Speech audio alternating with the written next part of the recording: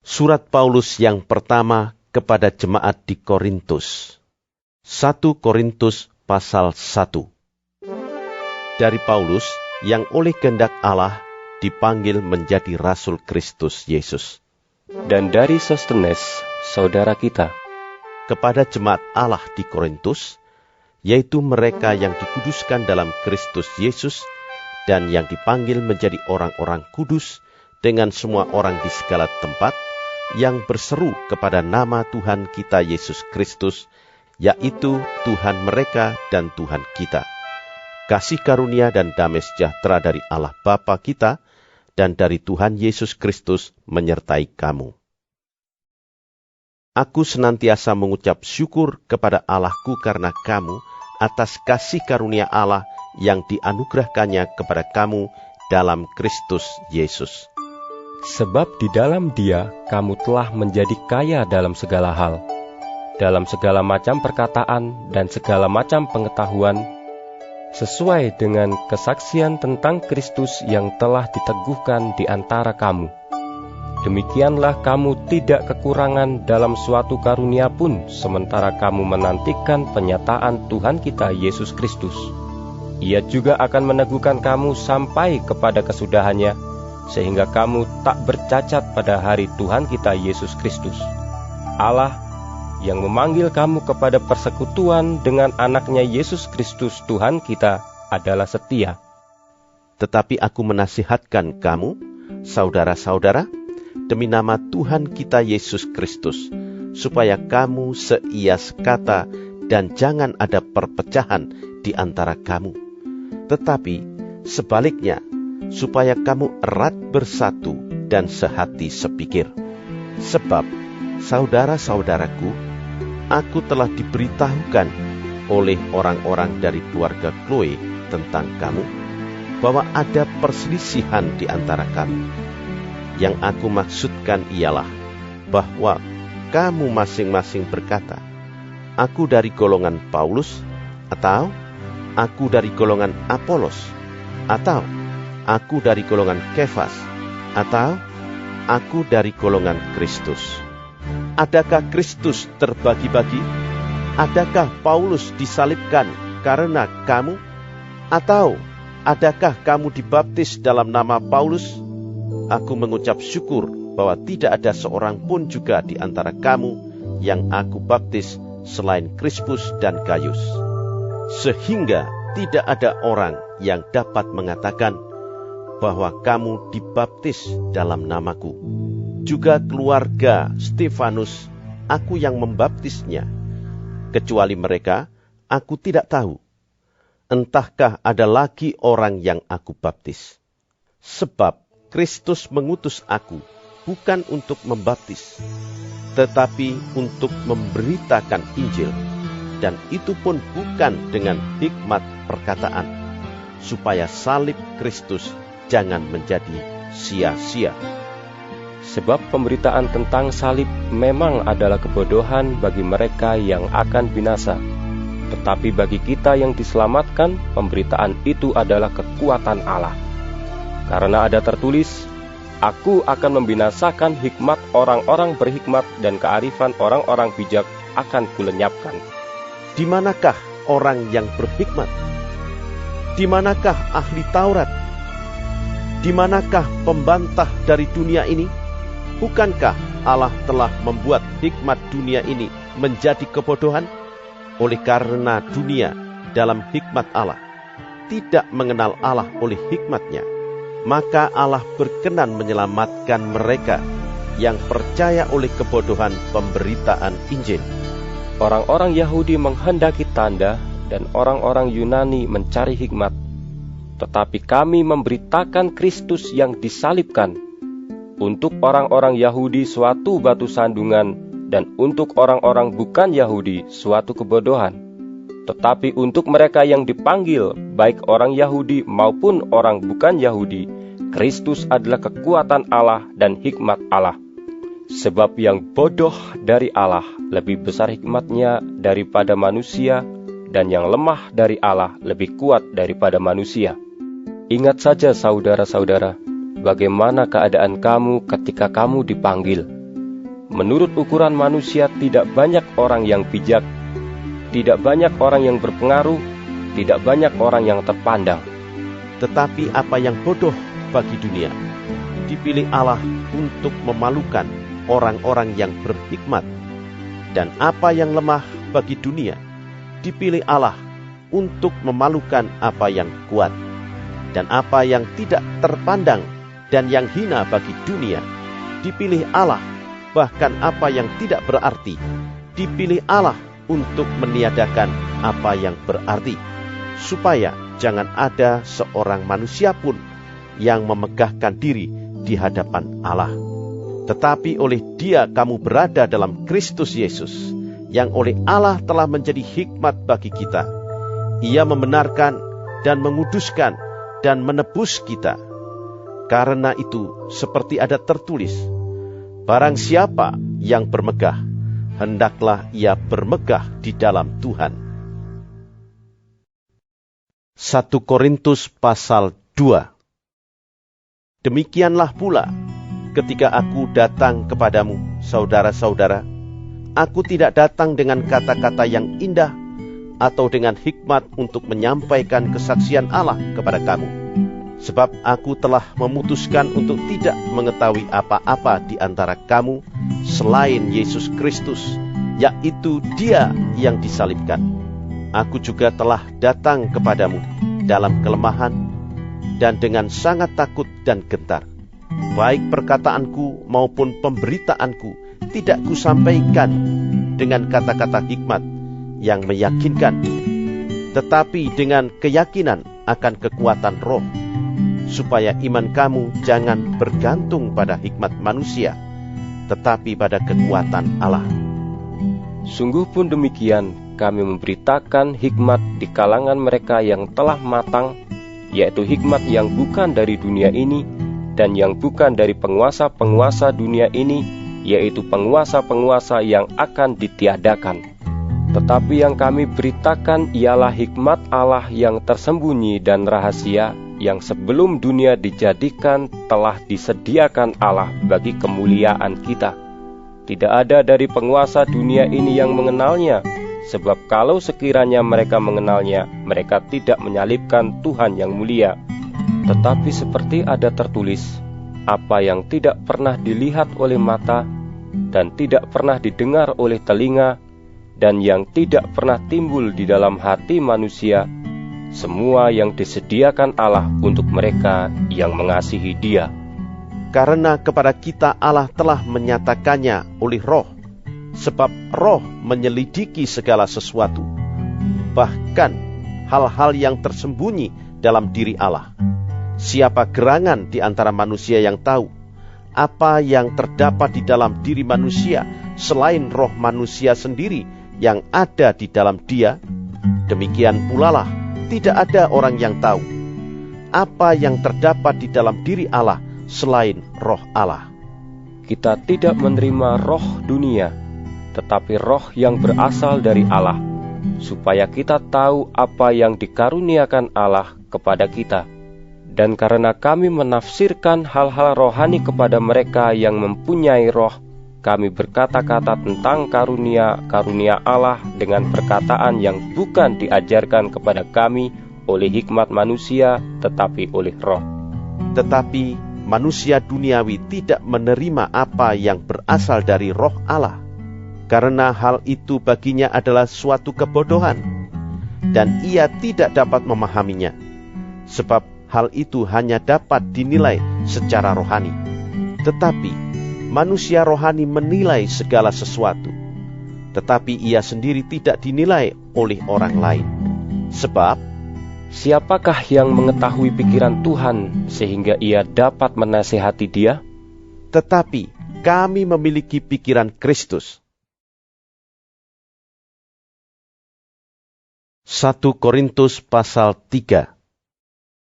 Dan aku, saudara-saudara, pada waktu itu tidak dapat berbicara dengan kamu seperti dengan manusia rohani, tetapi hanya dengan manusia duniawi yang belum dewasa dalam Kristus. Susulah yang kuberikan kepadamu, bukanlah makanan keras. Sebab kamu belum dapat menerimanya, dan sekarang pun kamu belum dapat menerimanya, karena kamu masih manusia duniawi.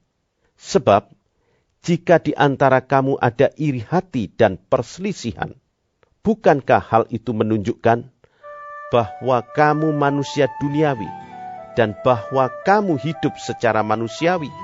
Karena jika yang seorang berkata, "Aku dari golongan Paulus," dan yang lain berkata, "Aku dari golongan Apolos," bukankah hal itu menunjukkan bahwa kamu manusia duniawi yang bukan rohani? Jadi, apakah Apolos, apakah Paulus, pelayan-pelayan Tuhan yang olehnya kamu menjadi percaya masing-masing menurut jalan yang diberikan Tuhan kepadanya? Aku menanam, Apolos menyiram, tetapi Allah yang memberi pertumbuhan. Karena itu, yang penting bukanlah yang menanam atau yang menyiram, melainkan Allah yang memberi pertumbuhan. Baik yang menanam maupun yang menyiram adalah sama, dan masing-masing akan menerima upahnya sesuai dengan pekerjaannya sendiri. Karena kami adalah kawan sekerja Allah, kamu adalah ladang Allah, bangunan Allah. Sesuai dengan kasih karunia Allah yang dianugerahkan kepadaku, aku sebagai seorang ahli bangunan yang cakap telah meletakkan dasar, dan orang lain membangun terus di atasnya. Tetapi tiap-tiap orang harus memperhatikan bagaimana ia harus membangun di atasnya. Karena tidak ada seorang pun yang dapat meletakkan dasar lain daripada dasar yang telah diletakkan, yaitu Yesus Kristus. Entahkah orang membangun di atas dasar ini dengan emas, perak, batu permata, kayu, rumput kering atau jerami, sekali kelak pekerjaan masing-masing orang akan nampak, karena hari Tuhan akan menyatakannya, sebab ia akan nampak dengan api, dan bagaimana pekerjaan masing-masing orang akan diuji oleh api itu. Jika pekerjaan yang dibangun seseorang tahan uji, ia akan mendapat upah. Jika pekerjaannya terbakar, ia akan menderita kerugian, tetapi ia sendiri akan diselamatkan, tetapi seperti dari dalam api. Tidak tahukah kamu bahwa kamu adalah bait Allah, dan bahwa roh Allah diam di dalam kamu? Jika ada orang yang membinasakan bait Allah, maka Allah akan membinasakan dia, sebab bait Allah adalah kudus, dan bait Allah itu ialah kamu. Janganlah ada orang yang menipu dirinya sendiri. Jika ada di antara kamu yang menyangka dirinya berhikmat menurut dunia ini, biarlah ia menjadi bodoh supaya ia berhikmat. Karena hikmat dunia ini adalah kebodohan bagi Allah. Sebab ada tertulis, ia yang menangkap orang berhikmat dalam kecerdikannya. Dan di tempat lain, Tuhan mengetahui rancangan-rancangan orang berhikmat. Sesungguhnya semuanya sia-sia belaka. Karena itu, janganlah ada orang yang memegahkan dirinya atas manusia, sebab segala sesuatu adalah milikmu. Baik Paulus, Apolos, maupun Kefas, baik dunia, hidup maupun mati, baik waktu sekarang, maupun waktu yang akan datang. Semuanya kamu punya. Tetapi kamu adalah milik Kristus, dan Kristus adalah milik Allah. 1 Korintus pasal 4. Demikianlah hendaknya orang memandang kami sebagai hamba-hamba Kristus, yang kepadanya dipercayakan rahasia Allah, yang akhirnya dituntut dari pelayan-pelayan yang demikian ialah bahwa mereka ternyata dapat dipercayai. Bagiku, sedikit sekali artinya, entahkah aku dihakimi oleh kamu atau oleh suatu pengadilan manusia. Malahan, diriku sendiri pun tidak kuhakimi. Sebab, memang aku tidak sadar akan sesuatu, tetapi bukan karena itulah aku dibenarkan. Dia yang menghakimi aku ialah Tuhan. Karena itu, janganlah menghakimi sebelum waktunya, yaitu sebelum Tuhan datang. Ia akan menerangi juga apa yang tersembunyi dalam kegelapan, dan ia akan memperlihatkan apa yang direncanakan di dalam hati. Maka tiap-tiap orang akan menerima pujian dari Allah. Saudara-saudara, kata-kata ini aku kenakan pada diriku sendiri dan pada Apolos karena kamu, supaya dari teladan kami, kamu belajar apakah artinya ungkapan, jangan melampaui yang ada tertulis, supaya jangan ada di antara kamu yang menyombongkan diri dengan jalan mengutamakan yang satu daripada yang lain. Sebab, siapakah yang menganggap engkau begitu penting, dan apakah yang engkau punyai yang tidak engkau terima? Dan jika engkau memang menerimanya, mengapakah engkau memegahkan diri seolah-olah engkau tidak menerimanya? Kamu telah kenyang, kamu telah menjadi kaya. Tanpa kami, kamu telah menjadi raja. Alangkah baiknya kalau benar demikian, bahwa kamu telah menjadi raja, sehingga kami pun turut menjadi raja dengan kamu. Sebab, menurut pendapatku, Allah memberikan kepada kami, para rasul, tempat yang paling rendah, sama seperti orang-orang yang telah dijatuhi hukuman mati. Sebab, kami telah menjadi tontonan bagi dunia, bagi malaikat-malaikat dan bagi manusia. Kami bodoh oleh karena Kristus, tetapi kamu arif dalam Kristus. Kami lemah, tetapi kamu kuat. Kamu mulia, tetapi kami hina. Sampai pada saat ini, kami lapar, haus, telanjang, dipukul, dan hidup mengembara. Kami melakukan pekerjaan tangan yang berat. Kalau kami dimaki, kami memberkati. Kalau kami dianiaya, kami sabar. Kalau kami difitnah, kami tetap menjawab dengan ramah.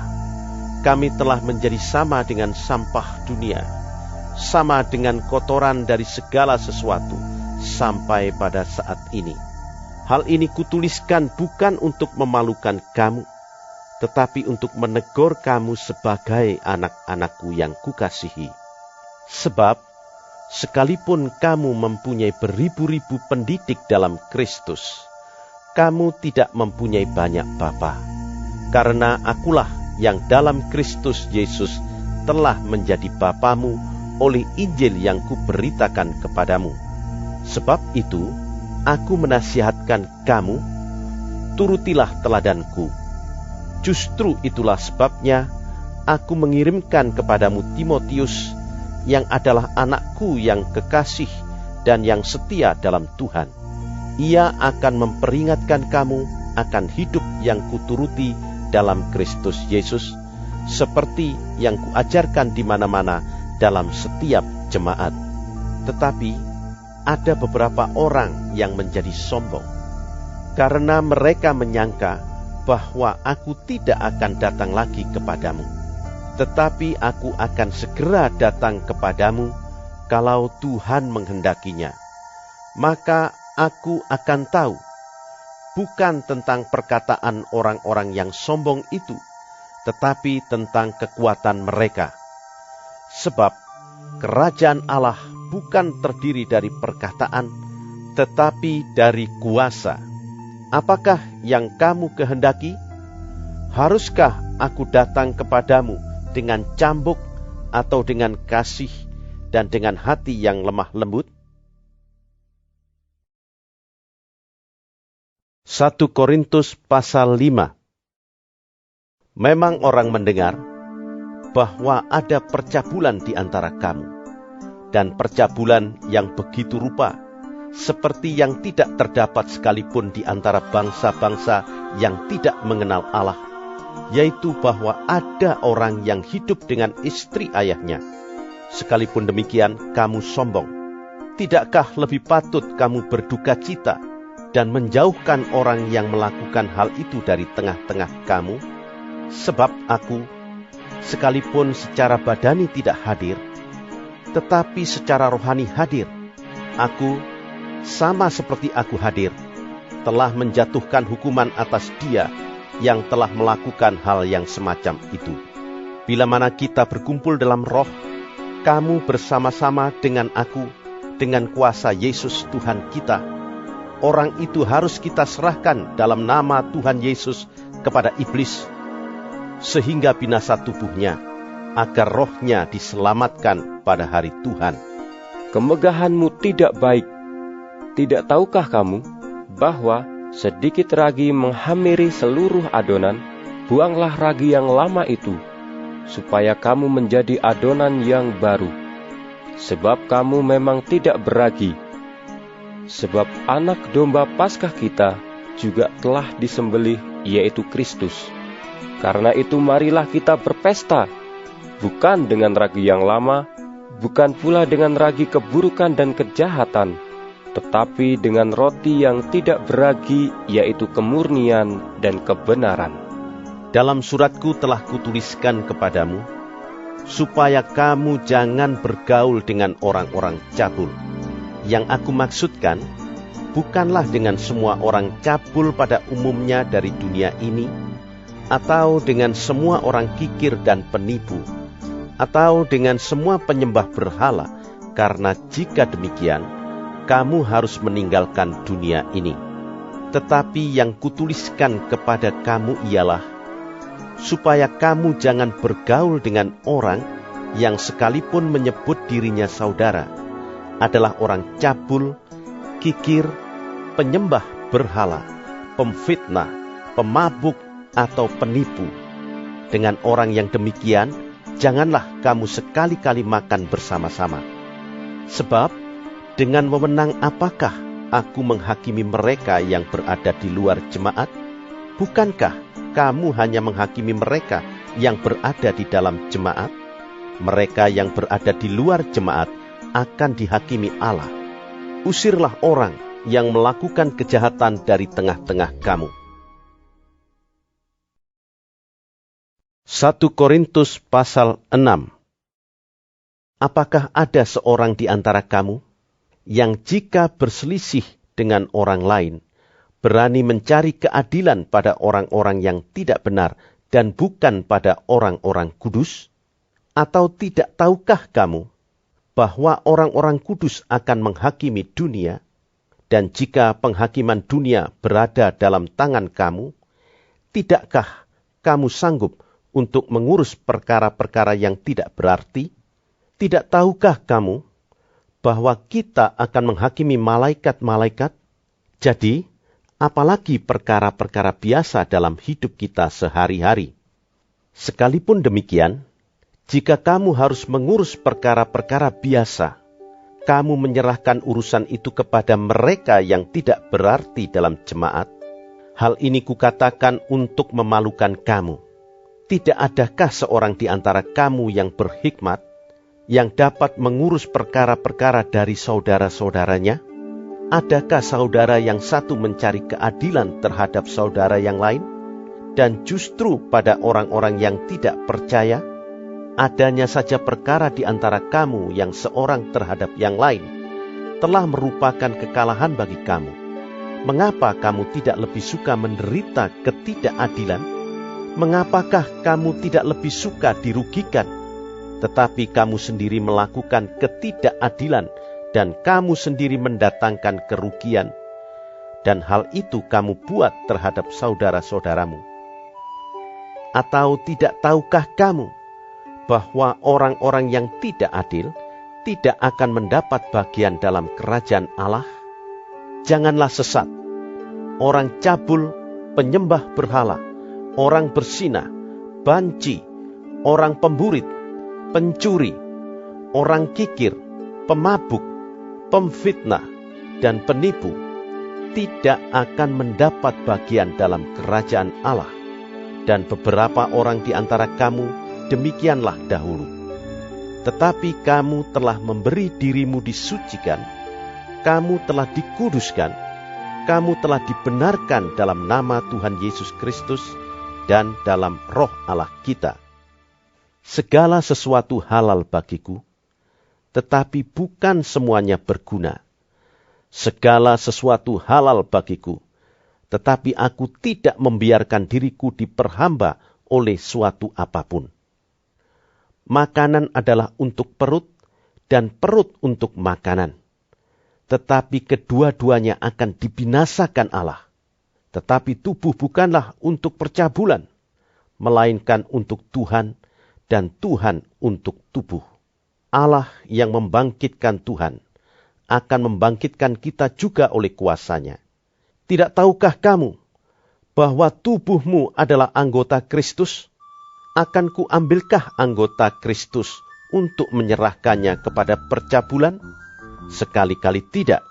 Atau tidak tahukah kamu bahwa siapa yang mengikatkan dirinya pada perempuan cabul menjadi satu tubuh dengan dia? Sebab demikianlah kata Nas, keduanya akan menjadi satu daging. Tetapi siapa yang mengikatkan dirinya pada Tuhan menjadi satu roh dengan dia. Jauhkanlah dirimu dari percabulan. Setiap dosa lain yang dilakukan manusia terjadi di luar dirinya.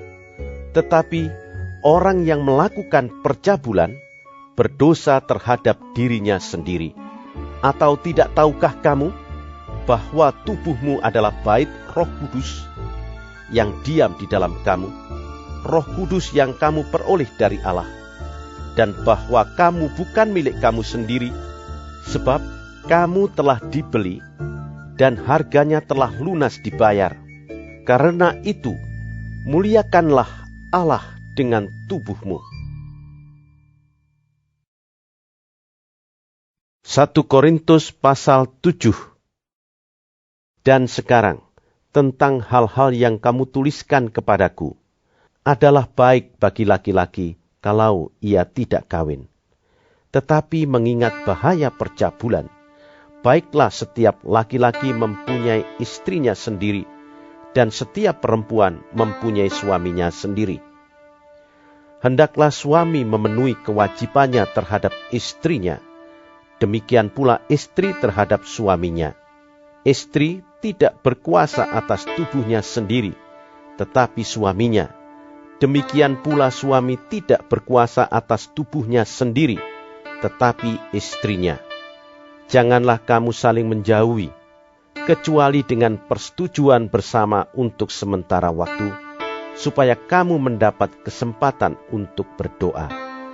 Sesudah itu, hendaklah kamu kembali hidup bersama-sama, supaya iblis jangan menggodai kamu, karena kamu tidak tahan bertarak.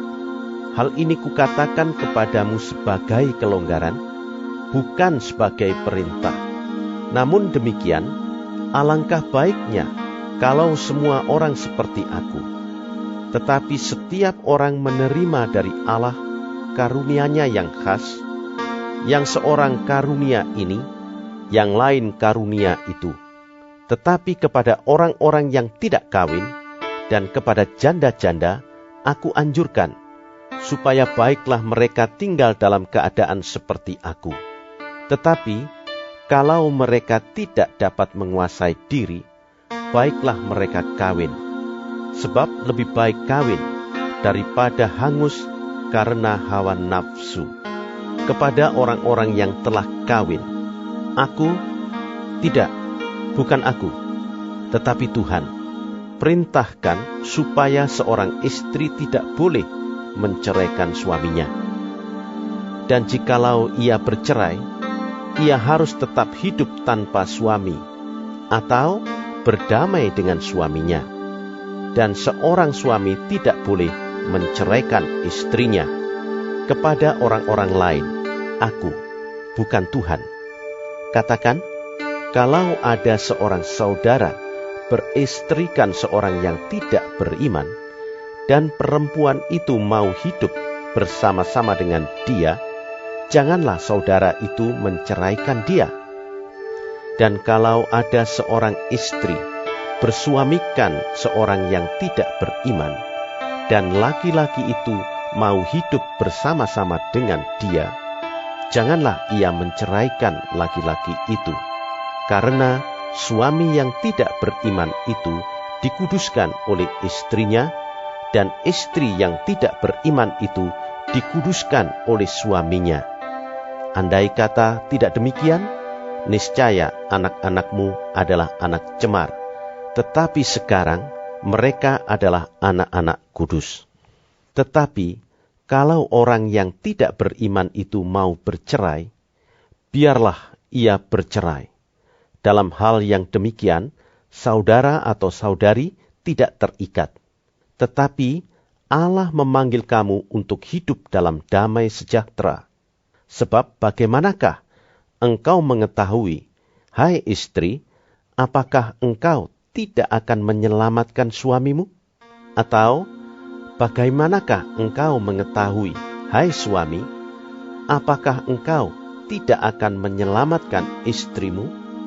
Selanjutnya, hendaklah tiap-tiap orang tetap hidup seperti yang telah ditentukan Tuhan baginya, dan dalam keadaan seperti waktu ia dipanggil Allah. Inilah ketetapan yang kuberikan kepada semua jemaat. Kalau seorang dipanggil dalam keadaan bersunat, janganlah ia berusaha meniadakan tanda-tanda sunat itu. Dan kalau seorang dipanggil dalam keadaan tidak bersunat, janganlah ia mau bersunat. Sebab bersunat atau tidak bersunat tidak penting. Yang penting ialah mentaati hukum-hukum Allah. Baiklah tiap-tiap orang tinggal dalam keadaan seperti waktu ia dipanggil Allah. Adakah engkau hamba waktu engkau dipanggil? Itu tidak apa-apa. Tetapi jikalau engkau mendapat kesempatan untuk dibebaskan, pergunakanlah kesempatan itu. Sebab seorang hamba yang dipanggil oleh Tuhan dalam pelayanannya adalah orang bebas milik Tuhan. Demikian pula orang bebas yang dipanggil Kristus adalah hambanya. Kamu telah dibeli dan harganya telah lunas dibayar. Karena itu, janganlah kamu menjadi hamba manusia. Saudara-saudara, hendaklah tiap-tiap orang tinggal di hadapan Allah dalam keadaan seperti pada waktu ia dipanggil. Sekarang tentang para gadis. Untuk mereka aku tidak mendapat perintah dari Tuhan. Tetapi aku memberikan pendapatku sebagai seorang yang dapat dipercayai karena rahmat yang diterimanya dari Allah. Aku berpendapat bahwa mengingat waktu darurat sekarang adalah baik bagi manusia untuk tetap dalam keadaannya. Adakah engkau terikat pada seorang perempuan? Janganlah engkau mengusahakan perceraian. Adakah engkau tidak terikat pada seorang perempuan? Janganlah engkau mencari seorang. Tetapi kalau engkau kawin, engkau tidak berdosa. Dan kalau seorang gadis kawin, ia tidak berbuat dosa. Tetapi orang-orang yang demikian akan ditimpa kesusahan badani, dan aku mau menghindarkan kamu dari kesusahan itu. Saudara-saudara, inilah yang kumaksudkan, yaitu waktu telah singkat. Karena itu, dalam waktu yang masih sisa ini, orang-orang yang beristri harus berlaku seolah-olah mereka tidak beristri. Dan orang-orang yang menangis seolah-olah tidak menangis. Dan orang-orang yang bergembira seolah-olah tidak bergembira. Dan orang-orang yang membeli seolah-olah tidak memiliki apa yang mereka beli. Pendeknya, orang-orang yang mempergunakan barang-barang duniawi seolah-olah sama sekali tidak mempergunakannya. Sebab dunia seperti yang kita kenal sekarang akan berlalu. Aku ingin supaya kamu hidup tanpa kekhawatiran. Orang yang tidak beristri memusatkan perhatiannya pada perkara Tuhan bagaimana Tuhan berkenan kepadanya. Orang yang beristri memusatkan perhatiannya pada perkara duniawi, bagaimana ia dapat menyenangkan istrinya, dan dengan demikian perhatiannya terbagi-bagi.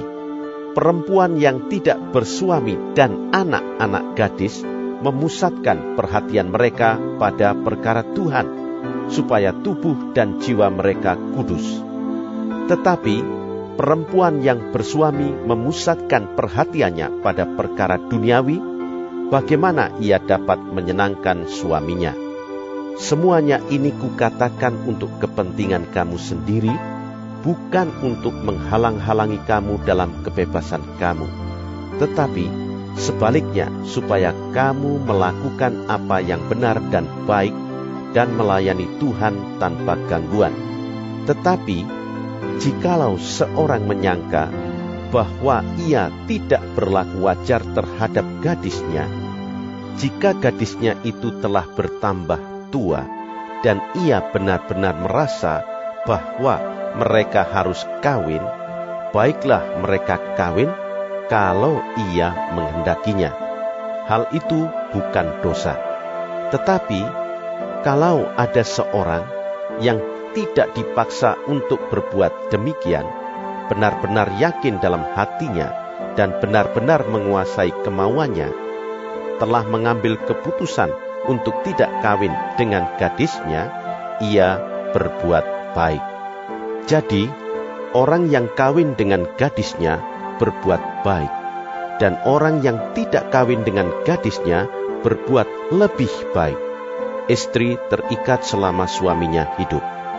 Kalau suaminya telah meninggal, ia bebas untuk kawin dengan siapa saja yang dikehendakinya, asal orang itu adalah seorang yang percaya. Tetapi menurut pendapatku, ia lebih berbahagia kalau ia tetap tinggal dalam keadaannya. Dan aku berpendapat bahwa aku juga mempunyai roh Allah. 1 Korintus pasal 8. Tentang daging persembahan berhala, kita tahu, kita semua mempunyai pengetahuan. Pengetahuan yang demikian membuat orang menjadi sombong, tetapi kasih membangun. Jika ada seorang menyangka bahwa ia mempunyai sesuatu pengetahuan, maka ia belum juga mencapai pengetahuan sebagaimana yang harus dicapainya. Tetapi orang yang mengasihi Allah, ia dikenal oleh Allah. Tentang hal makan daging persembahan berhala, kita tahu tidak ada berhala di dunia dan tidak ada Allah lain daripada Allah yang esa. Sebab sungguh pun ada apa yang disebut Allah, baik di surga maupun di bumi. Dan memang benar ada banyak Allah dan banyak Tuhan yang demikian. Namun, bagi kita hanya ada satu Allah saja, yaitu Bapa, yang daripadanya berasal segala sesuatu, dan yang untuk Dia kita hidup, dan satu Tuhan saja, yaitu Yesus Kristus, yang olehnya segala sesuatu telah dijadikan, dan yang karena Dia kita hidup. Tetapi bukan semua orang yang mempunyai pengetahuan itu. Ada orang yang karena masih terus terikat pada berhala-berhala, makan daging itu sebagai daging persembahan berhala. Dan oleh karena hati nurani mereka lemah, hati nurani mereka itu dinodai olehnya. Makanan tidak membawa kita lebih dekat kepada Allah. Kita tidak rugi apa-apa kalau tidak kita makan, dan kita tidak untung apa-apa kalau kita makan. Tetapi jagalah, supaya kebebasanmu ini jangan menjadi batu sandungan bagi mereka yang lemah. Karena apabila orang melihat engkau yang mempunyai pengetahuan sedang duduk makan di dalam kuil berhala, bukankah orang yang lemah hati nuraninya itu dikuatkan untuk makan daging persembahan berhala? Dengan jalan demikian, orang yang lemah, yaitu saudaramu, yang untuknya Kristus telah mati, menjadi binasa karena pengetahuanmu. Jika engkau secara demikian berdosa terhadap saudara-saudaramu dan melukai hati nurani mereka yang lemah, engkau pada hakikatnya berdosa terhadap Kristus. Karena itu, apabila makanan menjadi batu sandungan bagi saudaraku, aku untuk selama-lamanya tidak akan mau makan daging lagi, supaya aku jangan menjadi batu sandungan bagi saudaraku. 1 Korintus pasal 9. Bukankah aku rasul? Bukankah aku orang bebas? Bukankah aku telah melihat Yesus Tuhan kita? Bukankah kamu adalah buah pekerjaanku dalam Tuhan? Sekalipun bagi orang lain, aku bukanlah rasul. Tetapi bagi kamu, aku adalah rasul. Sebab, hidupmu dalam Tuhan adalah meterai dari kerasulanku. Inilah pembelaanku terhadap mereka yang mengkritik aku. Tidakkah kami mempunyai hak untuk makan dan minum? Tidakkah kami mempunyai hak untuk membawa seorang istri Kristen dalam perjalanan kami seperti yang dilakukan rasul-rasul lain dan saudara-saudara Tuhan dan Kefas? Atau hanya aku dan Barnabas sajakah yang tidak mempunyai hak untuk dibebaskan dari pekerjaan tangan? Siapakah yang pernah turut dalam peperangan atas biayanya sendiri? Siapakah yang menanami kebun anggur dan tidak memakan buahnya? Atau siapakah yang mengembalakan kawanan domba dan yang tidak minum susu domba itu? Apa yang kukatakan ini bukanlah hanya pikiran manusia saja. Bukankah hukum Taurat juga berkata-kata demikian? Sebab dalam hukum Musa ada tertulis, janganlah engkau memberangus mulut lembu yang sedang mengirik. Lembukah yang Allah perhatikan? Atau kitakah yang ia maksudkan? Ya, untuk kitalah hal ini ditulis, yaitu pembajak harus membajak dalam pengharapan, dan pengirik harus mengirik dalam pengharapan untuk memperoleh bagiannya. Jadi, jika kami telah menaburkan benih rohani bagi kamu, berlebih-lebihankah kalau kami menuai hasil duniawi daripada kamu? Kalau orang lain mempunyai hak untuk mengharapkan hal itu daripada kamu, bukankah kami mempunyai hak yang lebih besar? Tetapi kami tidak mempergunakan hak itu. Sebaliknya, kami menanggung segala sesuatu supaya jangan kami mengadakan rintangan bagi pemberitaan Injil Kristus. Tidak tahukah kamu bahwa mereka yang melayani dalam tempat kudus mendapat penghidupannya dari tempat kudus itu, dan bahwa mereka yang melayani mezbah mendapat bahagian mereka dari mezbah itu? Demikian pula Tuhan telah menetapkan bahwa mereka yang memberitakan Injil harus hidup dari pemberitaan Injil itu. Tetapi, aku tidak pernah mempergunakan satu pun dari hak-hak itu. Aku tidak menulis semuanya ini, supaya aku pun diperlakukan juga demikian. Sebab aku lebih suka mati daripada... Sungguh, kemegahanku tidak dapat ditiadakan siapapun juga. Karena jika aku memberitakan Injil, aku tidak mempunyai alasan untuk memegahkan diri. Sebab itu adalah keharusan bagiku.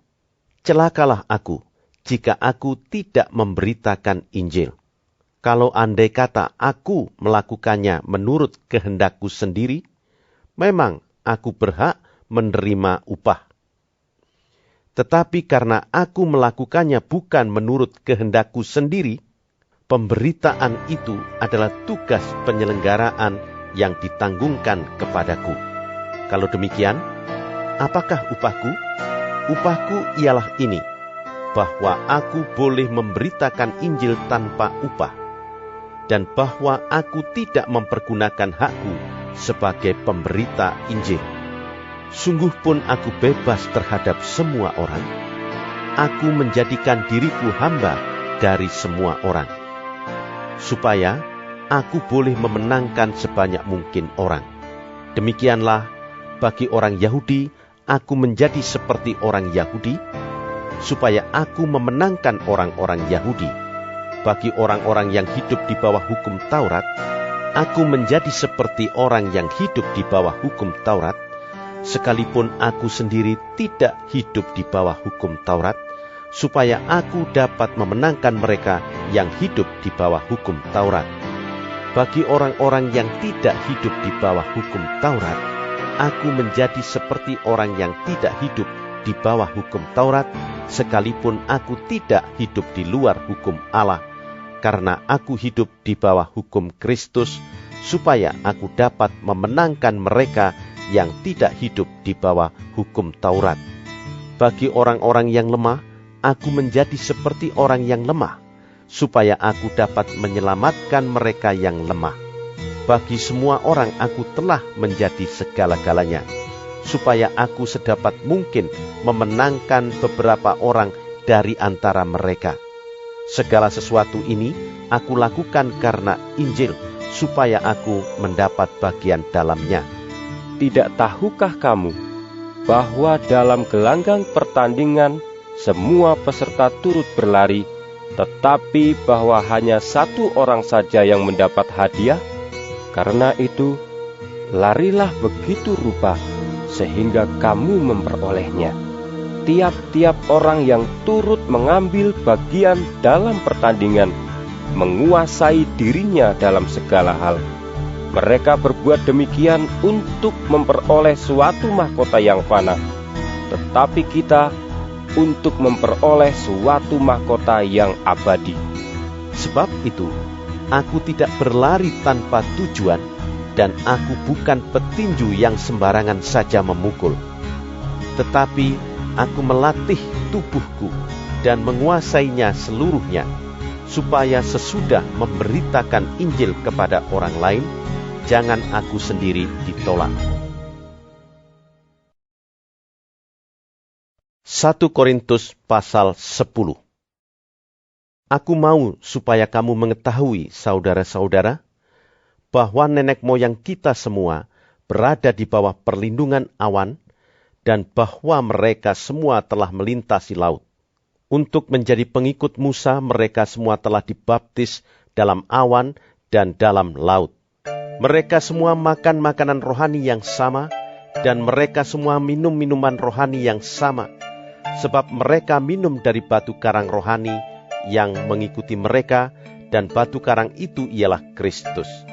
Tetapi sungguh pun demikian, Allah tidak berkenan kepada bagian yang terbesar dari mereka, karena mereka ditewaskan di padang gurun. Semuanya ini telah terjadi sebagai contoh bagi kita untuk memperingatkan kita, supaya jangan kita menginginkan hal-hal yang jahat seperti yang telah mereka perbuat, dan supaya jangan kita menjadi penyembah-penyembah berhala sama seperti beberapa orang dari mereka.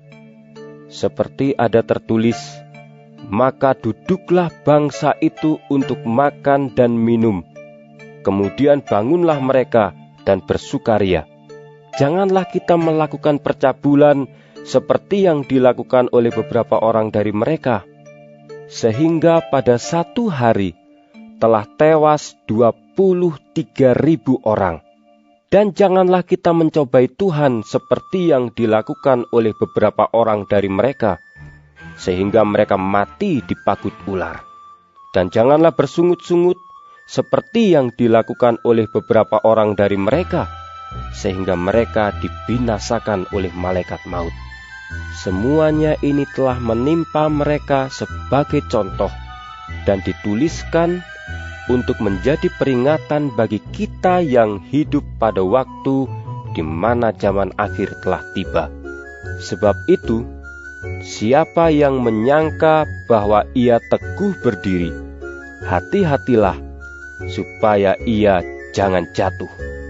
Pencobaan-pencobaan yang kamu alami ialah pencobaan-pencobaan biasa, yang tidak melebihi kekuatan manusia, sebab Allah setia, dan karena itu Ia tidak akan membiarkan kamu dicobai melampaui kekuatanmu.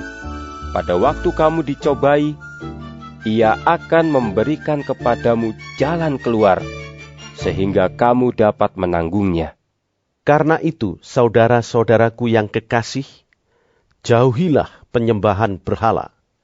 Aku berbicara kepadamu sebagai orang-orang yang bijaksana. Pertimbangkanlah sendiri apa yang aku katakan. Bukankah cawan pengucapan syukur yang atasnya kita ucapkan syukur adalah persekutuan dengan darah Kristus? Bukankah roti yang kita pecah-pecahkan adalah persekutuan dengan tubuh Kristus? Karena roti adalah satu, maka kita sekalipun banyak adalah satu tubuh, karena kita semua mendapat bagian dalam roti yang satu itu. Perhatikanlah bangsa Israel menurut daging. Bukankah mereka yang makan apa yang dipersembahkan mendapat bagian dalam pelayanan mezbah?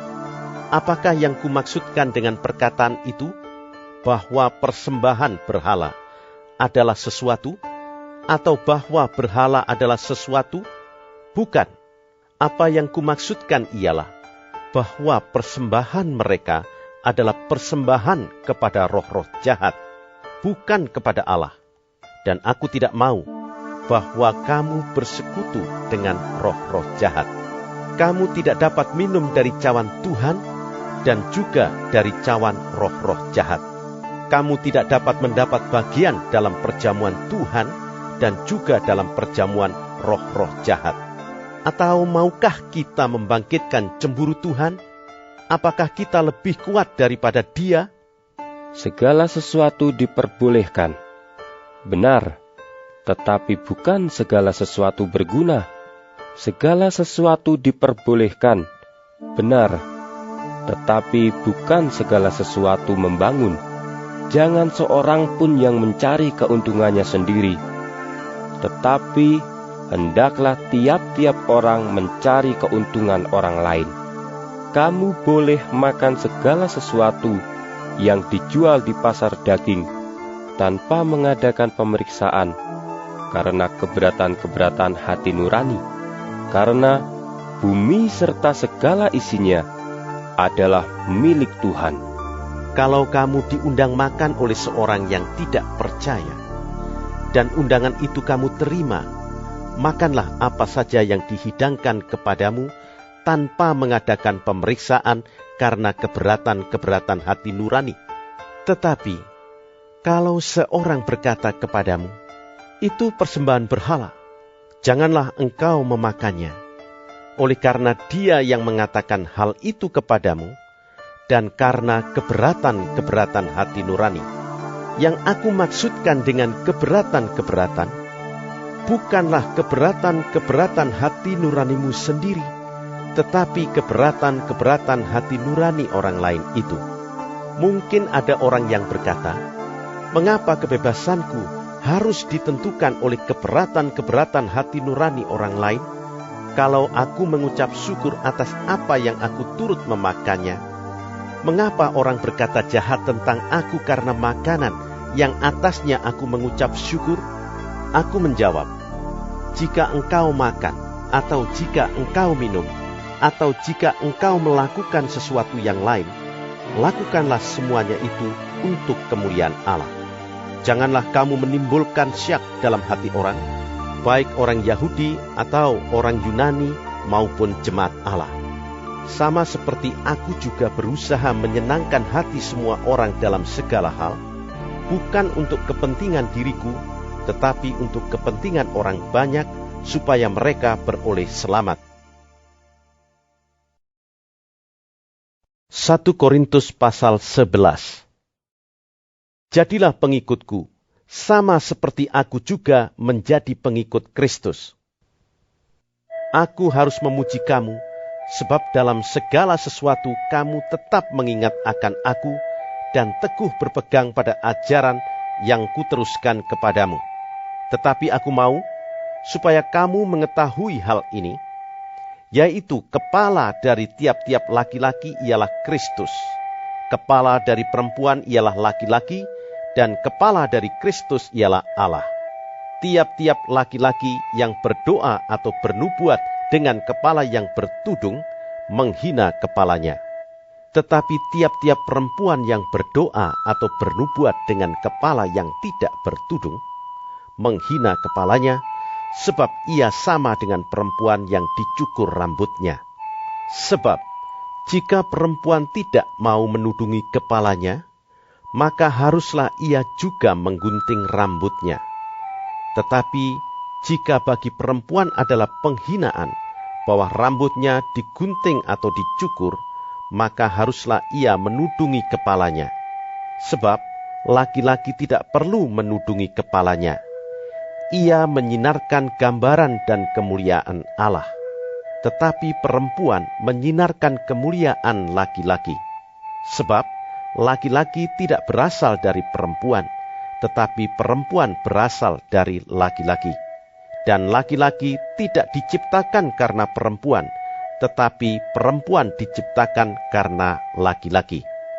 Sebab itu, perempuan harus memakai tanda wibawa di kepalanya oleh karena para malaikat.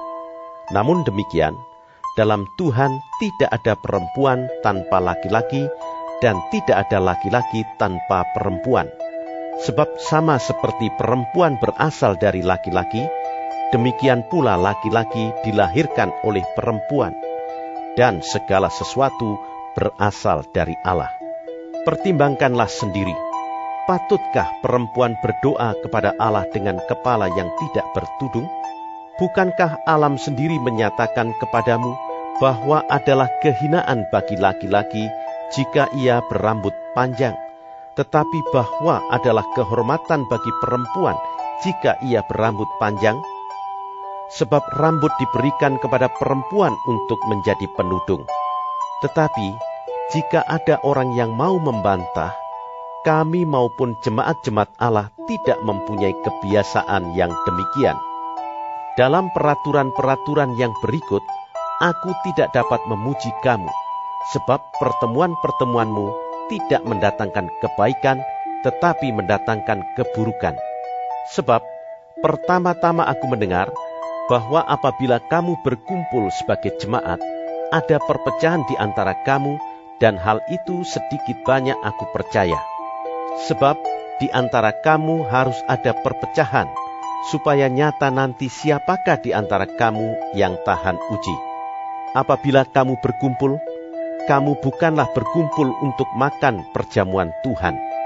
Sebab pada perjamuan itu tiap-tiap orang memakan dahulu makanannya sendiri, sehingga yang seorang lapar dan yang lain mabuk. Apakah kamu tidak mempunyai rumah sendiri untuk makan dan minum? Atau maukah kamu menghinakan jemaat Allah dan memalukan orang-orang yang tidak mempunyai apa-apa? Apakah yang kukatakan kepada kamu? Memuji kamu? Dalam hal ini aku tidak memuji. Sebab apa yang telah kuteruskan kepadamu, telah aku terima dari Tuhan, yaitu bahwa Tuhan Yesus pada malam waktu ia diserahkan, mengambil roti, dan sesudah itu ia mengucap syukur atasnya. Ia memecah-mecahkannya dan berkata, "Inilah tubuhku yang diserahkan bagi kamu. Perbuatlah ini menjadi peringatan akan aku." Demikian juga ia mengambil cawan sesudah makan, lalu berkata, "Cawan ini adalah perjanjian baru yang dimeteraikan oleh darahku. Perbuatlah ini setiap kali kamu meminumnya, menjadi peringatan akan aku. Sebab setiap kali kamu makan roti ini dan minum cawan ini, kamu memberitakan kematian Tuhan sampai ia datang. Jadi, barang siapa dengan cara yang tidak layak makan roti atau minum cawan Tuhan, ia berdosa terhadap tubuh dan darah Tuhan. Karena itu, hendaklah tiap-tiap orang menguji dirinya sendiri, dan baru sesudah itu ia makan roti dan minum dari cawan itu. Karena barang siapa makan dan minum tanpa mengakui tubuh Tuhan, ia mendatangkan hukuman atas dirinya. Sebab itu, banyak di antara kamu yang lemah dan sakit, dan tidak sedikit yang meninggal. Kalau kita menguji diri kita sendiri, hukuman tidak menimpa kita. Tetapi, kalau kita menerima hukuman dari Tuhan, kita dididik supaya kita tidak akan dihukum bersama-sama dengan dunia. Karena itu, saudara-saudaraku, jika kamu berkumpul untuk makan, nantikanlah olehmu seorang akan yang lain. Kalau ada orang yang lapar, baiklah ia makan dahulu di rumahnya, supaya jangan kamu berkumpul untuk dihukum. Hal-hal yang lain akan kuatur kalau aku datang. 1 Korintus pasal 12. Sekarang tentang karunia-karunia roh. Aku mau saudara-saudara supaya kamu mengetahui kebenarannya. Kamu tahu bahwa pada waktu kamu masih belum mengenal Allah, kamu tanpa berpikir ditarik kepada berhala-berhala yang bisu. Karena itu, aku mau meyakinkan kamu bahwa tidak ada seorang pun yang berkata-kata oleh Roh Allah dapat berkata, "Terkutuklah Yesus." Dan tidak ada seorang pun yang dapat mengaku Yesus adalah Tuhan selain oleh Roh Kudus. Ada rupa-rupa karunia, tetapi satu roh. Dan ada rupa-rupa pelayanan, tetapi satu Tuhan. Dan ada berbagai-bagai perbuatan ajaib, tetapi Allah adalah satu yang mengerjakan semuanya dalam semua orang. Tetapi kepada tiap-tiap orang dikaruniakan penyataan roh untuk kepentingan bersama. Sebab kepada yang seorang roh memberikan karunia untuk berkata-kata dengan hikmat, dan kepada yang lain roh yang sama memberikan karunia berkata-kata dengan pengetahuan. Kepada yang seorang roh yang sama memberikan iman, dan kepada yang lain ia memberikan karunia untuk menyembuhkan.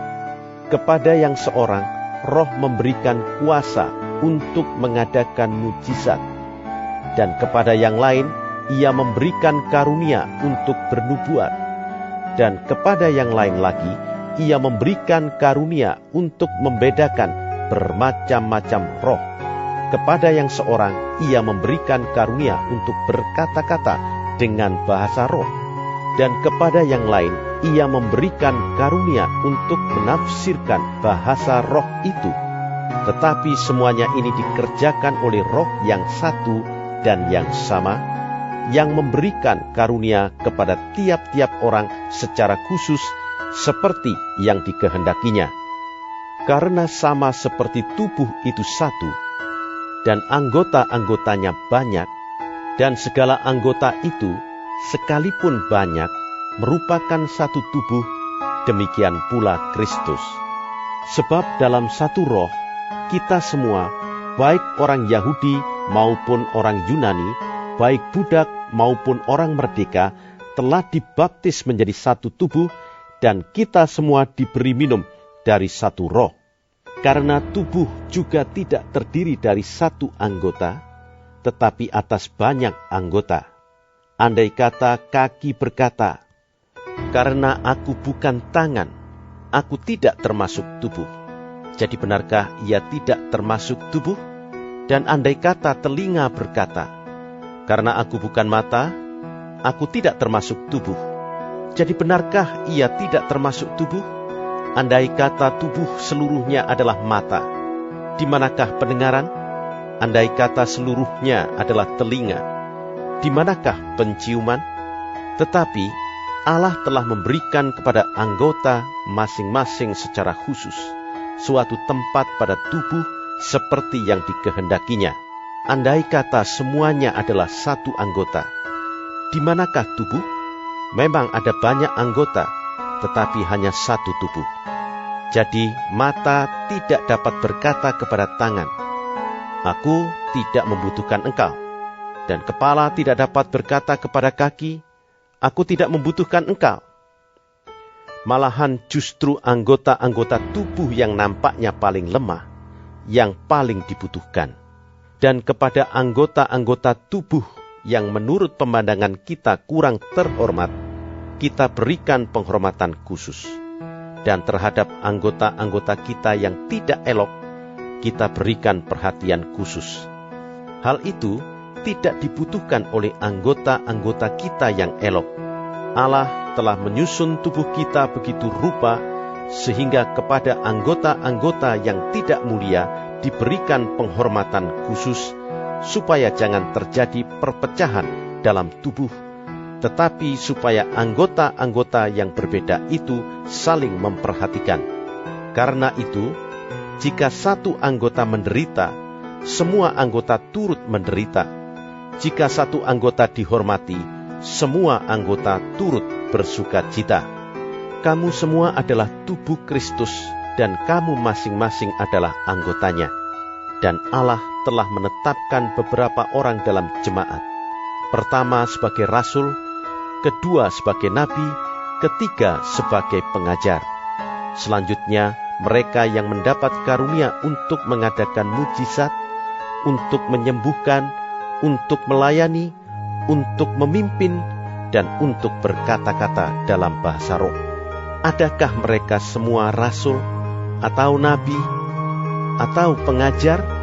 Adakah mereka semua mendapat karunia untuk mengadakan mujizat, atau untuk menyembuhkan, atau untuk berkata-kata dalam bahasa roh, atau untuk menafsirkan bahasa roh? Jadi, berusahalah untuk memperoleh karunia-karunia yang paling utama, dan aku menunjukkan kepadamu jalan yang lebih utama lagi. 1 Korintus pasal 13. Sekalipun aku dapat berkata-kata dengan semua bahasa manusia dan bahasa malaikat, tetapi jika aku tidak mempunyai kasih, aku sama dengan gong yang berkumandang dan canang yang gemerincing. Sekalipun aku mempunyai karunia untuk bernubuat, dan aku mengetahui segala rahasia dan memiliki seluruh pengetahuan, dan sekalipun aku memiliki iman yang sempurna untuk memindahkan gunung, tetapi jika aku tidak mempunyai kasih, aku sama sekali tidak berguna. Dan sekalipun aku membagi-bagikan segala sesuatu yang ada padaku, bahkan menyerahkan tubuhku untuk dibakar, tetapi jika aku tidak mempunyai kasih, sedikit pun tidak ada faedahnya bagiku. Kasih itu sabar, kasih itu murah hati, ia tidak cemburu, ia tidak memegahkan diri dan tidak sombong, ia tidak melakukan yang tidak sopan dan tidak mencari keuntungan diri sendiri, ia tidak pemarah dan tidak menyimpan kesalahan orang lain, ia tidak bersukacita karena ketidakadilan, tetapi karena kebenaran. Ia menutupi segala sesuatu, percaya segala sesuatu, mengharapkan segala sesuatu, sabar menanggung segala sesuatu. Kasih tidak berkesudahan. Nubuat akan berakhir, bahasa roh akan berhenti, pengetahuan akan lenyap. Sebab pengetahuan kita tidak lengkap dan nubuat kita tidak sempurna. Tetapi jika yang sempurna tiba, maka yang tidak sempurna itu akan lenyap. Ketika aku kanak-kanak, aku berkata-kata seperti kanak-kanak. Aku merasa seperti kanak-kanak. Aku berpikir seperti kanak-kanak. Sekarang sesudah aku menjadi dewasa, aku meninggalkan sifat kanak-kanak itu. Karena sekarang kita melihat dalam cermin suatu gambaran yang samar-samar, tetapi nanti kita akan melihat muka dengan muka. Sekarang aku hanya mengenal dengan tidak sempurna, tetapi nanti aku akan mengenal dengan sempurna, seperti aku sendiri dikenal. Demikianlah tinggal ketiga hal ini, yaitu iman, pengharapan, dan kasih. Dan yang paling besar di antaranya ialah kasih. 1 Korintus pasal 14. Kejarlah kasih itu, dan usahakanlah dirimu memperoleh karunia-karunia roh, terutama karunia untuk bernubuat. Siapa yang berkata-kata dengan bahasa roh, tidak berkata-kata kepada manusia, tetapi kepada Allah. Sebab tidak ada seorang pun yang mengerti bahasanya. Oleh roh ia mengucapkan hal-hal yang rahasia. Tetapi siapa yang bernubuat, ia berkata-kata kepada manusia, ia membangun, menasihati dan menghibur. Siapa yang berkata-kata dengan bahasa roh, ia membangun dirinya sendiri. Tetapi siapa yang bernubuat, ia membangun jemaat. Aku suka supaya kamu semua berkata-kata dengan bahasa roh, tetapi lebih daripada itu, supaya kamu bernubuat.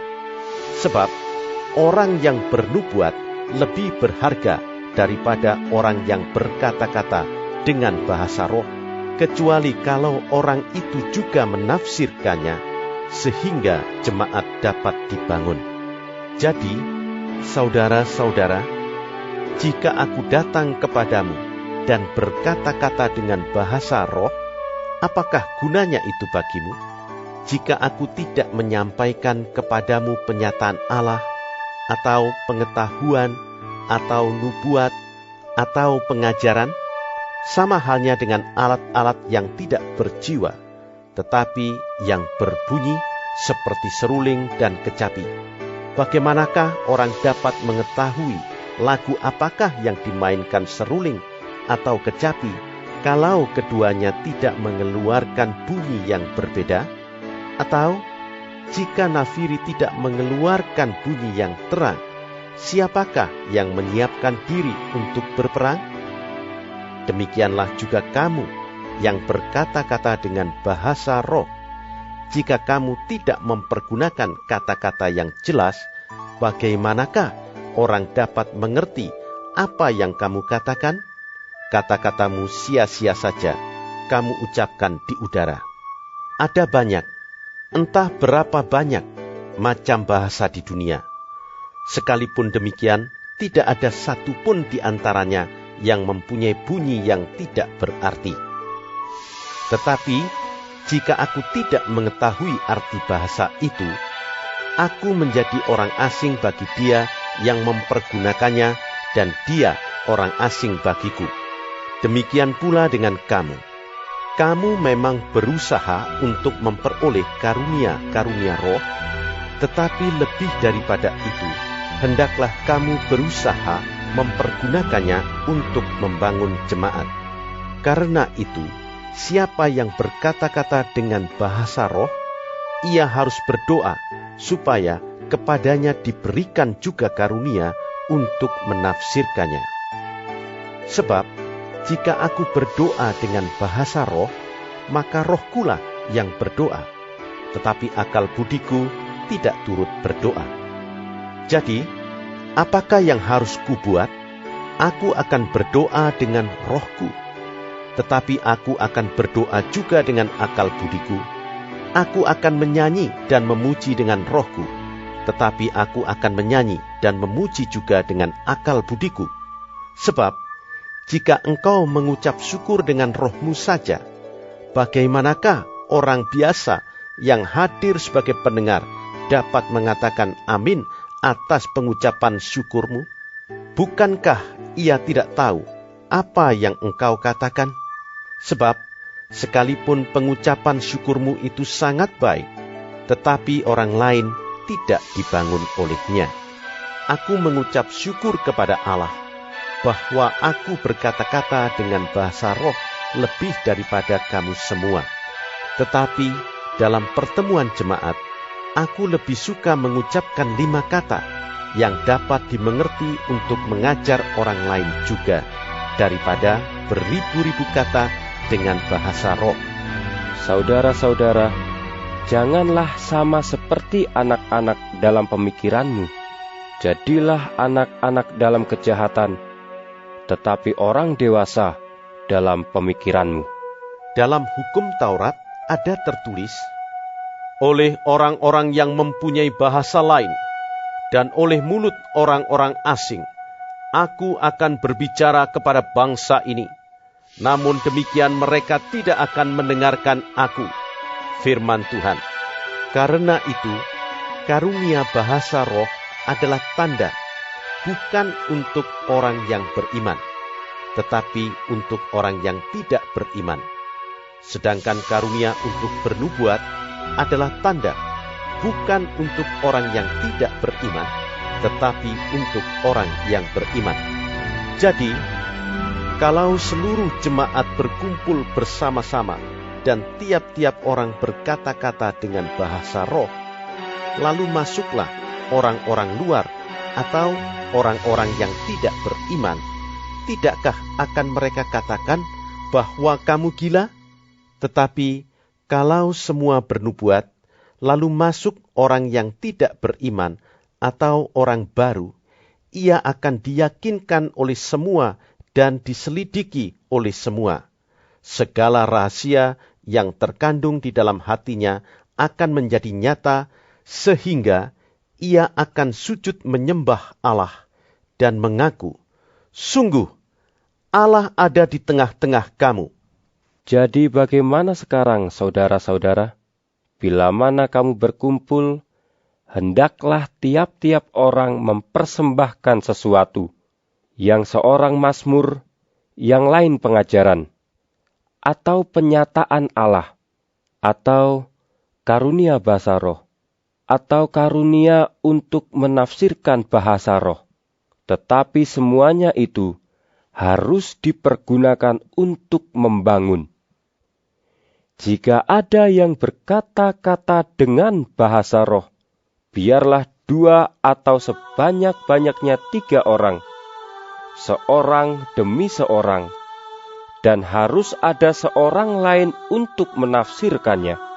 Jika tidak ada orang yang dapat menafsirkannya, hendaklah mereka berdiam diri dalam pertemuan jemaat, dan hanya boleh berkata-kata kepada dirinya sendiri dan kepada Allah. Tentang nabi-nabi, baiklah 2 atau 3 orang di antaranya berkata-kata, dan yang lain menanggapi apa yang mereka katakan. Tetapi jika seorang lain yang duduk di situ mendapat penyataan, maka yang pertama itu harus berdiam diri. Sebab kamu semua boleh bernubuat seorang demi seorang, sehingga kamu semua dapat belajar dan beroleh kekuatan. Karunia nabi takluk kepada nabi-nabi. Sebab Allah tidak menghendaki kekacauan, tetapi damai sejahtera. Sama seperti dalam semua jemaat orang-orang kudus, perempuan-perempuan harus berdiam diri dalam pertemuan-pertemuan jemaat. Sebab mereka tidak diperbolehkan untuk berbicara. Mereka harus menundukkan diri seperti yang dikatakan juga oleh hukum Taurat. Jika mereka ingin mengetahui sesuatu, baiklah mereka menanyakannya kepada suaminya di rumah. Sebab tidak sopan bagi perempuan untuk berbicara dalam pertemuan jemaat. Atau adakah firman Allah mulai dari kamu? Atau hanya kepada kamu sajakah firman itu telah datang? Jika seorang menganggap dirinya nabi atau orang yang mendapat karunia rohani, ia harus sadar bahwa apa yang kukatakan kepadamu adalah perintah Tuhan. Tetapi jika ia tidak mengindahkannya, janganlah kamu mengindahkan dia. Karena itu, saudara-saudaraku, usahakanlah dirimu untuk memperoleh karunia untuk bernubuat, dan janganlah melarang orang yang berkata-kata dengan bahasa roh. Tetapi segala sesuatu harus berlangsung dengan sopan dan teratur. 1 Korintus pasal 15. Dan sekarang, saudara-saudara, aku mau mengingatkan kamu kepada Injil yang aku beritakan kepadamu, dan yang kamu terima, dan yang di dalamnya kamu teguh berdiri. Oleh Injil itu kamu diselamatkan, asal kamu teguh berpegang padanya. seperti yang telah kuberitakan kepadamu, kecuali kalau kamu telah sia-sia saja menjadi percaya. Sebab yang sangat penting telah kusampaikan kepadamu, yaitu apa yang telah kuterima sendiri, ialah bahwa Kristus telah mati karena dosa-dosa kita sesuai dengan kitab suci, bahwa ia telah dikuburkan, dan bahwa ia telah dibangkitkan pada hari yang ketiga sesuai dengan kitab suci, bahwa ia telah menampakkan diri kepada Kefas dan kemudian kepada ke-12 muridnya. Sesudah itu, ia menampakkan diri kepada lebih dari 500 saudara sekaligus. Kebanyakan dari mereka masih hidup sampai sekarang, tetapi beberapa di antaranya telah meninggal. Selanjutnya, ia menampakkan diri kepada Yakobus, kemudian kepada semua rasul, dan yang paling akhir dari semuanya, ia menampakkan diri juga kepadaku, sama seperti kepada anak yang lahir sebelum waktunya. Karena aku adalah yang paling hina dari semua rasul, bahkan tidak layak disebut rasul, sebab aku telah menganiaya jemaat Allah. Tetapi karena kasih karunia Allah, aku adalah sebagaimana aku ada sekarang, dan kasih karunia yang dianugerahkannya kepadaku tidak sia-sia. Sebaliknya, aku telah bekerja lebih keras daripada mereka semua, tetapi bukannya aku, melainkan kasih karunia Allah yang menyertai aku. Sebab itu, baik aku maupun mereka, demikianlah kami mengajar, dan demikianlah kamu menjadi percaya. Jadi, bila mana kami beritakan bahwa Kristus dibangkitkan dari antara orang mati, bagaimana mungkin ada di antara kamu yang mengatakan bahwa tidak ada kebangkitan orang mati? Kalau tidak ada kebangkitan orang mati, maka Kristus juga tidak dibangkitkan. Tetapi, andai kata Kristus tidak dibangkitkan, maka sia-sialah pemberitaan kami, dan sia-sialah juga kepercayaan kamu. Lebih daripada itu, kami ternyata berdusta terhadap Allah, karena tentang Dia kami katakan bahwa Ia telah membangkitkan Kristus, padahal Ia tidak membangkitkannya. Kalau andai kata benar bahwa orang mati tidak dibangkitkan. Sebab, jika benar orang mati tidak dibangkitkan, maka Kristus juga tidak dibangkitkan. Dan, jika Kristus tidak dibangkitkan, maka sia-sialah kepercayaan kamu, dan kamu masih hidup dalam dosamu. Demikianlah, binasa juga orang-orang yang mati dalam Kristus. Jikalau kita hanya dalam hidup ini saja menaruh pengharapan pada Kristus, maka kita adalah orang-orang yang paling malang dari segala manusia.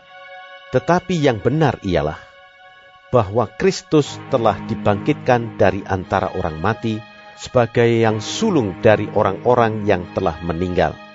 Sebab, sama seperti maut datang karena satu orang manusia, demikian juga kebangkitan orang mati datang karena satu orang manusia.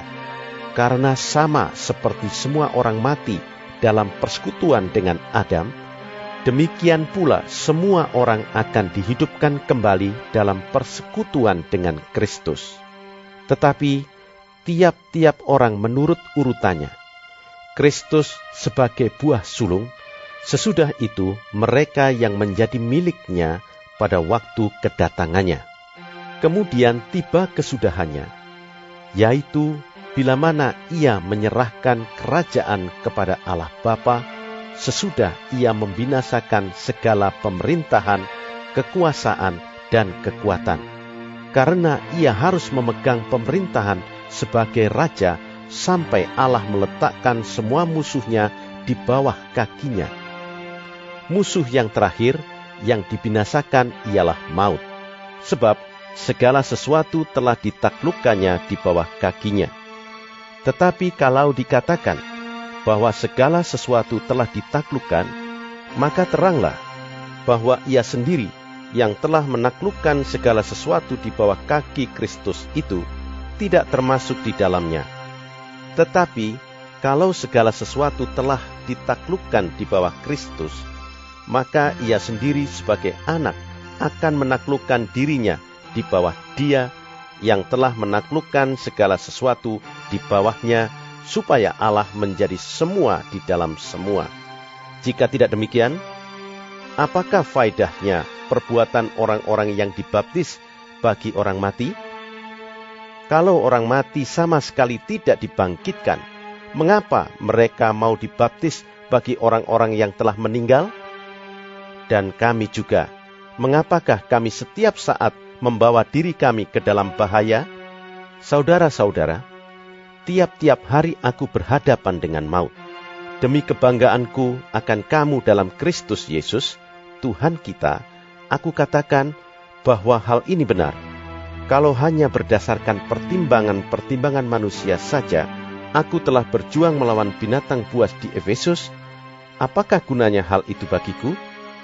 Jika orang mati tidak dibangkitkan, maka marilah kita makan dan minum, sebab besok kita mati. Janganlah kamu sesat.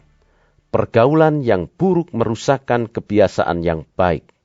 Sadarlah kembali sebaik-baiknya, dan jangan berbuat dosa lagi. Ada di antara kamu yang tidak mengenal Allah. Hal ini kukatakan supaya kamu merasa malu. Tetapi mungkin ada orang yang bertanya, bagaimanakah orang mati dibangkitkan? Dan dengan tubuh apakah mereka akan datang kembali? Hai orang bodoh, apa yang engkau sendiri taburkan tidak akan tumbuh dan hidup kalau ia tidak mati dahulu. Dan yang engkau taburkan bukanlah tubuh tanaman yang akan tumbuh, tetapi biji yang tidak berkulit, umpamanya biji gandum atau biji lain. Tetapi Allah memberikan kepadanya suatu tubuh seperti yang dikehendakinya. Ia memberikan kepada tiap-tiap biji tubuhnya sendiri. Bukan semua daging sama. Daging manusia lain daripada daging binatang, lain daripada daging burung, lain daripada daging ikan. Ada tubuh sorgawi dan ada tubuh duniawi. Tetapi kemuliaan tubuh sorgawi lain daripada kemuliaan tubuh duniawi.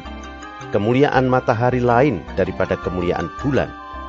Dan kemuliaan bulan lain daripada kemuliaan bintang-bintang. Dan kemuliaan bintang yang satu berbeda dengan kemuliaan bintang yang lain. Demikianlah pula halnya dengan kebangkitan orang mati. Ditaburkan dalam kebinasaan, dibangkitkan dalam ketidakbinasaan. Ditaburkan dalam kehinaan, dibangkitkan dalam kemuliaan. Ditaburkan dalam kelemahan, dibangkitkan dalam kekuatan. Yang ditaburkan adalah tubuh alamiah, yang dibangkitkan adalah tubuh rohaniah. Jika ada tubuh alamiah, maka ada pula tubuh rohaniah. Seperti ada tertulis, manusia pertama, Adam, menjadi makhluk yang hidup, tetapi Adam yang akhir menjadi roh yang menghidupkan. Tetapi yang mula-mula datang bukanlah yang rohaniah, tetapi yang alamiah, kemudian barulah datang yang rohaniah. Manusia pertama berasal dari debu tanah dan bersifat jasmani. Manusia kedua berasal dari sorga. Makhluk-makhluk alamiah sama dengan dia yang berasal dari debu tanah, dan makhluk-makhluk surgawi sama dengan dia yang berasal dari sorga. Sama seperti kita telah memakai rupa dari yang alamiah, demikian pula kita akan memakai rupa dari yang surgawi. Saudara-saudara, inilah yang hendak kukatakan kepadamu, yaitu bahwa daging dan darah tidak mendapat bagian dalam kerajaan Allah, dan bahwa yang binasa tidak mendapat bagian dalam apa yang tidak binasa. Sesungguhnya, aku menyatakan kepadamu suatu rahasia. Kita tidak akan mati semuanya, tetapi kita semuanya akan diubah dalam sekejap mata pada waktu bunyi nafiri yang terakhir. Sebab nafiri akan berbunyi, dan orang-orang mati akan dibangkitkan dalam keadaan yang tidak dapat binasa, dan kita semua akan diubah. Karena yang dapat binasa ini harus mengenakan yang tidak dapat binasa, dan yang dapat mati ini harus mengenakan yang tidak dapat mati. Dan sesudah yang dapat binasa ini mengenakan yang tidak dapat binasa, dan yang dapat mati ini mengenakan yang tidak dapat mati, maka akan genaplah firman Tuhan yang tertulis, maut telah ditelan dalam kemenangan. Hai maut, di manakah kemenanganmu? Hai maut, di manakah sengatmu? Sengat maut ialah dosa, dan kuasa dosa ialah hukum Taurat. Tetapi syukur kepada Allah yang telah memberikan kepada kita kemenangan oleh Yesus Kristus Tuhan kita. Karena itu, saudara-saudaraku yang kekasih, berdirilah teguh, jangan goyah, dan giatlah selalu dalam pekerjaan Tuhan. Sebab kamu tahu bahwa dalam persekutuan dengan Tuhan, jerih payahmu tidak sia-sia. 1 Korintus pasal 16. Tentang pengumpulan uang bagi orang-orang kudus, hendaklah kamu berbuat sesuai dengan petunjuk-petunjuk yang kuberikan kepada jemaat-jemaat di Galatia. Pada hari pertama dari tiap-tiap minggu, hendaklah kamu masing-masing, sesuai dengan apa yang kamu peroleh, menyisihkan sesuatu dan menyimpannya di rumah, supaya jangan pengumpulan itu baru diadakan kalau aku datang. Sesudah aku tiba, aku akan mengutus orang-orang yang kamu anggap layak dengan surat ke Yerusalem untuk menyampaikan pemberianmu. Kalau ternyata penting bahwa aku juga pergi, maka mereka akan pergi bersama-sama dengan aku. Aku akan datang kepadamu sesudah aku melintasi Makedonia, sebab aku akan melintasi Makedonia.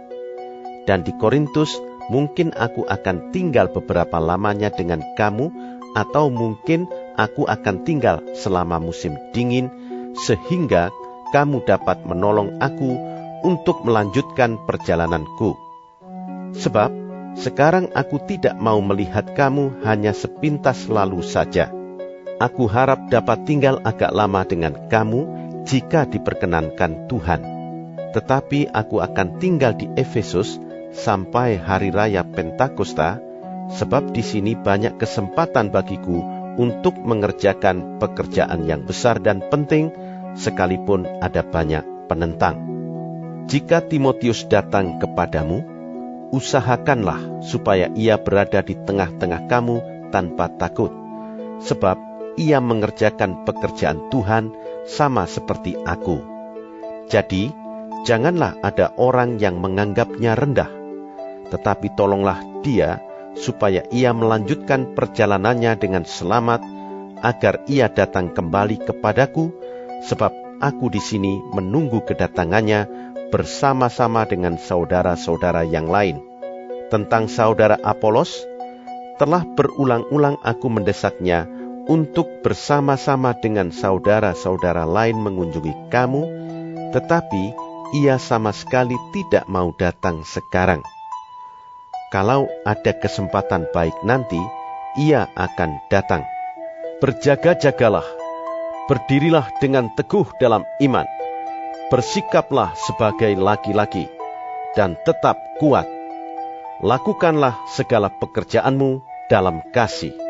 Ada suatu permintaan lagi kepadamu, saudara-saudara. Kamu tahu bahwa Stefanus dan keluarganya adalah orang-orang yang pertama-tama bertobat di Akhaya, dan bahwa mereka telah mengabdikan diri kepada pelayanan orang-orang kudus. Karena itu, taatilah orang-orang yang demikian, dan setiap orang yang turut bekerja dan berjerih payah.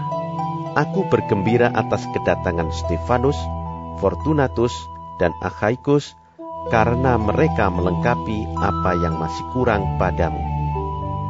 Karena mereka menyegarkan rohku dan roh kami. Hargailah orang-orang yang demikian. Salam kepadamu dari jemaat-jemaat di Asia Kecil.